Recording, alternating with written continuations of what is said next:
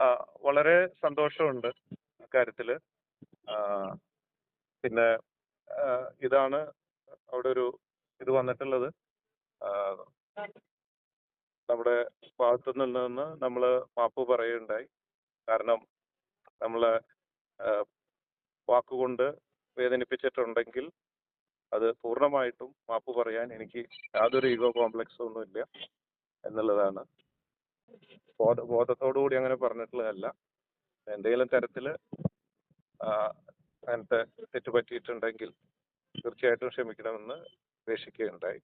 ഇന്ന് വരെ എന്റെ ജീവിതത്തിൽ ചെയ്തിട്ടുമില്ല, ഫ്യൂച്ചറിൽ ഒരിക്കലും ചെയ്യില്ല. അങ്ങനെ ഒരിക്കലും ചെയ്യില്ല.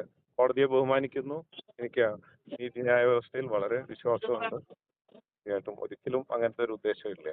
ഞാൻ നേരത്തെ തന്നെ എല്ലാ ജില്ലയിലും ബോച്ചെ ഫാൻസ് ചാരിറ്റബിൾ ട്രസ്റ്റ് അതിന്റെ കോർഡിനേറ്റേഴ്സിന് പറഞ്ഞു, ഒരിക്കലും നിങ്ങൾ ഇങ്ങോട്ട് വരരുത്, ഇതെല്ലാം കഴിഞ്ഞിട്ട് നമുക്ക് ഒരുമിച്ച് കാണാം.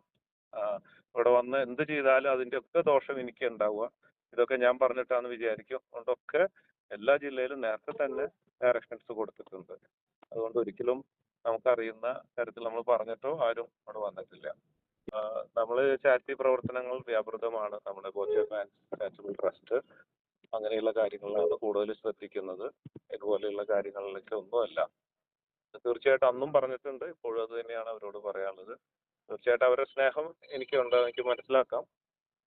അങ്ങോട്ടും ഇങ്ങോട്ടും ഒക്കെ അതുണ്ട്. പക്ഷെ ഒരിക്കലും വികാരപ്രകടനങ്ങളായിട്ടോ രീതിയിലേക്കൊന്നും ഉദ്ദേശിച്ചിട്ടില്ല.